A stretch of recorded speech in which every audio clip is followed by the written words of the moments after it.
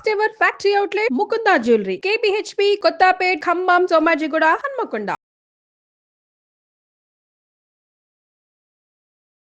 Welcome to Suman TV. నేను మీ నవీన్. ప్రస్తుతం మనతో ప్రముఖ గైనకాలజిస్ట్ మరియు ఆంకాలజిస్ట్ డాక్టర్ సాయి లక్ష్మి డాయన్ గారు ఉన్నారు. హాయ్ మ్యామ్, నమస్తే అండి. నమస్తే అండి. మ్యామ్, కొన్ని రకాల ఫుడ్స్ని మనం అవాయిడ్ చేస్తేనే మంచిది, లేదు అట్లాంటి ఫుడ్ తీసుకున్నాము అని అంటే క్యాన్సర్ వచ్చే విధంగా ఉంటుంది. అదేవిధంగా మన కిచెన్లో కూడా మనకు తెలియకుండానే కొన్ని వస్తువుల వల్ల, కొన్ని పదార్థాల వల్ల కూడా మనకు క్యాన్సర్ వస్తుందని విన్నాను. సో ఎట్లాంటి వాటిని మనం అవాయిడ్ చేయాలంటే? లుక్ అండి, మన స్పైసెస్, హెవీ స్పైసెస్ వాడకూడదు. అండ్ బజార్లో దొరికే మసాలాస్లో చాలా వాటిల్లో అడల్టరేషన్ ఉంటుంది, కలరింగ్ ఏజెంట్స్ ఉంటున్నాయి, కల్తీలు ఉంటున్నాయి. సో చీప్గా అమ్మేయటానికి, లాభాలు చేసుకోవడానికి కొన్ని కెమికల్స్ యాడ్ చేస్తున్నారు. కారంలో కలర్ వేయటము, పసుపులో కలర్ వేయటము, ఇలాంటివి. అండ్ అవి అవాయిడ్ చేయమంటున్నాము. అండ్ రీఫ్రైయింగ్ థింగ్స్, ఏదన్నా బర్న్ట్ అంటే బాగా మాడిపోయేలాగా, మాడిపోయింది ఆర్ కాల్చినవి, ఎస్పెషలీ బార్బెక్యూడ్ మీట్స్, అవి మంచివి కావు. వాటిల్లో వచ్చే కెమికల్స్ కూడా కార్సినోజెన్స్ అంటున్నాము. ఓకే, మాడిపోయిన దాంట్లో కార్సినోజెన్స్ ఉంటాయండి. ఇప్పుడు బార్బెక్యూ అంటే మనము సీకుల పైన మటన్ని అవి కాలుస్తారు కదా, వాటిలో ఎక్కువ రిస్క్ ఆఫ్ క్యాన్సర్ ఉంటుంది. Okay okay. అదేవిధంగా మనం బయట చూస్తే ఈ ఆయిల్స్లో, మాడిపోయిన ఆయిల్స్లోనే మళ్ళీ చిప్స్ వేయించడం కావచ్చు, ఇట్లా చూస్తూ ఉంటాం మనము. దానివల్ల కూడా ఈ క్యాన్సర్ వచ్చే విధంగా ఉంటుందమ్మా? ఎస్ అండి. ఆయిల్ బాయిలింగ్ పాయింట్కి రీచ్ అయినప్పుడు, మరుగుతున్నప్పుడు దాంట్లో నుంచి కార్సినోజెన్స్ రిలీజ్ అవుతాయి. Okay okay. సో ఆయిల్ వాడినప్పుడు ఏది కూడా అంత ఎక్కువగా ఆయిల్ హీట్ అవసరం పడకూడదు. సో మనం ఏదైనా డీప్ ఫ్రై చేయాలి అంటే ఆయిల్ ఆ లెవెల్కి వెళ్ళాలి కదా. సో వెళ్ళినప్పుడు ఆ ఆయిల్లో నుంచి వచ్చే chemical can cause cancers. So మనం ఎంత డీప్ ఫ్రైడ్ ఫుడ్ తింటే అంత రిస్క్ పడుతున్నాము క్యాన్సర్కి. అండ్ యూజువలీ ఒకసారి అలా బాయిల్ అయిన ఆయిల్, మరిగిపోయిన ఆయిల్ని మళ్ళీ ఇంకొకసారి మరిగిస్తే రిస్క్ ఇంకా ఎక్కువ అవుతుంది. బికాస్ ఆల్రెడీ దాంట్లో కెమికల్స్ ఊరి ఉన్నాయి, మళ్ళీ మనం ఆ కెమికల్స్ని తీస్తున్నాము. సో ఇప్పుడు ఎవరైనా కూడా బయట ఏదన్నా తింటున్నప్పుడు ఆయిల్లో మరిగినవే యూజువలీ ప్రిఫర్ చేస్తారు. అవుట్ సైడ్ ఫుడ్ అని, బజ్జీస్ అని, వడాస్ అని, వాట్ ఎవర్ యువర్ ఈటింగ్, అది ఎన్నిసార్లు వాళ్ళలా హీట్ చేసి దాన్ని డిస్పోజ్ చేస్తారు. సో మనం any deep fried fruits, sweets కూడా అవ్వచ్చు అండి, గులాబ్ జామున్, జలేబీ, అవన్నీ ఫ్రై అయ్యే కదా బయటకు వచ్చేవి. సో అలాంటివి తింటున్నప్పుడు మనకు ఒక ఐడియా ఉండాలి. 1, అది హై క్యాలరీ ఫుడ్. 2, అది మరిగించిన ఆయిల్ ఆ మరుగుదల ప్రాసెస్లో క్యాన్సర్ కాజ్ చేసే కెమికల్స్ని రిలీజ్ చేస్తుంది. సో మీరు రోజు అలాగే తింటున్నారు అనుకోండి, వారానికి 4 సార్లు అలాగే తింటున్నారు. అండ్ బయట వాళ్ళు డెఫినెట్లీ ఒకసారి మరిగించే ఆయిల్ని పారబోయారు కదా. బికాస్ ఆఫ్ మనం ఇంట్లోనే పారబోయాలంటే మనసు ఒప్పదు, అమ్మో ఇంత ఆయిల్ పారబోయటం ఏంటి అని. సో ఈ ఆయిల్లో, మరిగించిన ఆయిల్లో వండినది ఏది కూడా limited quantity, limited number of times తినాలి, వీలైతే అవాయిడ్ చేయాలి. అండ్ మనం కొనే ఆయిల్స్లో ఈ మధ్యన సన్ఫ్లవర్ ఆయిల్ మూలంగా పేగుల క్యాన్సర్ రావచ్చు అని రీసెంట్గా ఒక స్టడీ చదివాను. అంతకుముందు కూడా sunflower oil, grape seed oil, corn oil, canola, మన ఇండియాలో కామన్గా వాడే వంట నూనెలు ఇవే. వీటి మూలంగా కూడా ఇవి బాయిలింగ్ పాయింట్ రీచ్ అయినప్పుడు దాన్ని, ఆ ఆయిల్ మూలంగా క్యాన్సర్ రావచ్చు అని ఎప్పటి నుంచో అంటున్నారు. The best oil for cooking is olive oil. Because అది బాయిలింగ్ పాయింట్ రీచ్ అయినప్పుడు ఈ కెమికల్స్ని రిలీజ్ చేయదు. But olive oil is comparatively చాలా ఎక్స్పెన్సివ్, వీటికన్నా 3 రెట్లు ఉంటుంది.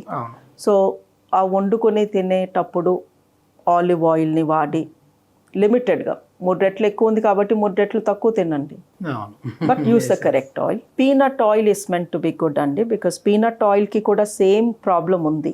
అది కూడా బాయిలింగ్ పాయింట్ రీచ్ అయినప్పుడు పల్లి నూనె, దాంట్లో నుంచి కూడా క్యాన్సర్ కాసింగ్ కెమికల్స్ వస్తాయి.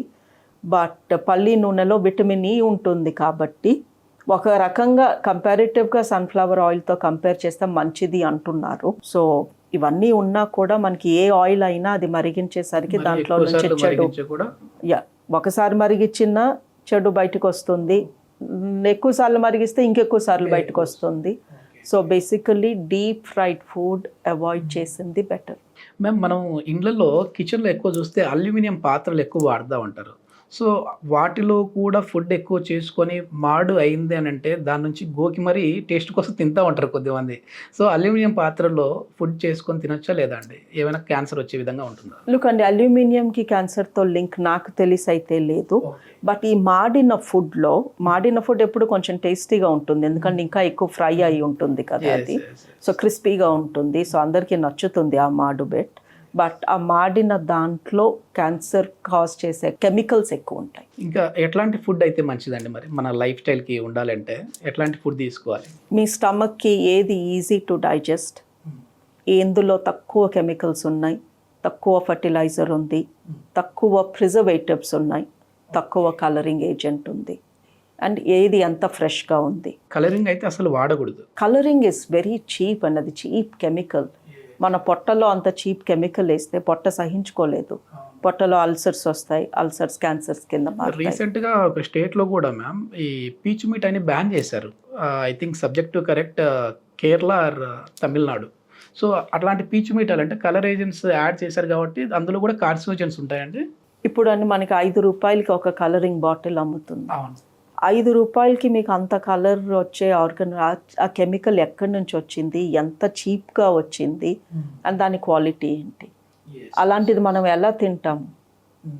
సో పిల్లలకి బాగుంటుందని పీచు మిఠాయిలో రంగేశారు, అది ఎప్పుడో 50 ఏళ్ల క్రితం బ్యాన్ చేయాల్సింది అని. ఆ పింక్ కలర్ తిని అసలు మన బాడీ ఎలా తట్టుకుంటుంది లోపల? చాలా ఇష్టంగా తింటూ ఉంటారు పిల్లలు, అంటే అలవాటు చేసాము. So colouring agent of any type, natural colour తప్ప anything else is totally wrong. అంత స్ట్రాంగ్ కెమికల్ మన బాడీ తట్టుకోలేకే మనకి ఏదో ఒక రోగం ఇస్తుంది. మనం రెస్టారెంట్కి వెళ్ళినప్పుడు బిర్యానీ టేస్ట్ ఉండడం కోసము టేస్టింగ్ సాల్ట్స్ వాడుతూ ఉంటారు కదా మ్యామ్, అవి కూడా డేంజరేనా అండి? అవి కూడా కెమికల్స్ ఏనండి. Anything artificial. మనం అసలు ఎందుకు ఆర్టిఫిషియల్ ఫుడ్ తింటున్నాము? అంత అవసరమా? న్యాచురల్ ఉన్నప్పుడు అవన్నీ వదిలేసి ఫ్యాక్టరీలో తయారు చేసిన కెమికల్ ఆ వాసనకి ఫ్లేవర్కి వేసుకొని తినటం ఏంటంటే ఇట్స్ టోటలీ రాంగ్. హ్యాపీగా హెల్తీగా ఇంట్లో చేసుకొని మంచి ఫుడ్ తింటే బాగుంటుంది. లేదంటే ఇట్లాంటి ప్యాక్డ్ ఫుడ్ కావచ్చు, మాడిపోయినవి ఎక్కువ తిన్నా కూడా మనకి ఇట్లాంటి క్యాన్సర్ వచ్చే అవకాశం అయితే ఉంది. లుక్ అండ్ మన తాతలు వాళ్ళు ఎలా తిన్నారో, వండుకునే వాళ్ళు, పెంచుకునే వాళ్ళు, కోసుకునే వాళ్ళు, తినేవాళ్ళు. వాళ్ళు మార్కెట్కి వెళ్ళి ఇలాంటివన్నీ ప్రాసెస్డ్ ఫుడ్ తినేవాళ్ళు కాదు, అందుకే వాళ్ళు ఎక్కువ రోజులు బతికారు. వాళ్ళు అప్పుడు క్యాన్సర్స్ ఎప్పుడో ఎవరికో ఒకరికి వచ్చేది, ఇప్పుడు ప్రతి ముగ్గురులో ఒకరికి వస్తుంది. మళ్ళీ మనం రివర్స్ అయ్యి మళ్ళీ నార్మల్ అవ్వాలి, మన ప్రతి ఫ్యామిలీలో ఒక క్యాన్సర్ పేషెంట్ ఉండకూడదు అంటే మన ఫుడ్ హ్యాబిట్స్, స్లీపింగ్ హ్యాబిట్స్, మన థాట్ ప్రాసెస్ మారాలి. స్లీపింగ్ని బట్టి కూడా ఉంటుందా మ్యామ్? స్లీప్లో బాడీ రిపేర్ అవుతుందండి.